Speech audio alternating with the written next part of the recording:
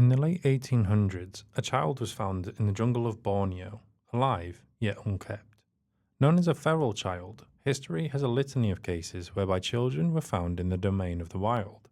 The child, Dina Sanichar, was considered to have been raised by a maternal wolf amongst her wolf cubs, with Dina showing a total lack of speech and, quote, animalistic behaviours.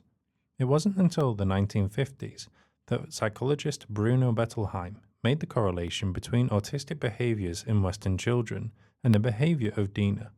Naturally, as we look back at this episode, we can see that Dina couldn't possibly have been raised by wolves, yet Bettelheim's view at the time was potentially contentious. What I find interesting, though, is not necessarily the correlation between autism and Dina, but Bettelheim's assumption that Dina was likely left to run into the jungle by his parents, who, in Bettelheim's opinion, did not want anything to do with their child. Bettelheim reasoned that autistic children are a burden on parents, and despite parents stating they want to love and care for their child, Bettelheim suggested that, deep down, the parents would be happy if their child ran into the jungle. I think this is a really interesting portal to how seminal researchers viewed autism and autistic families.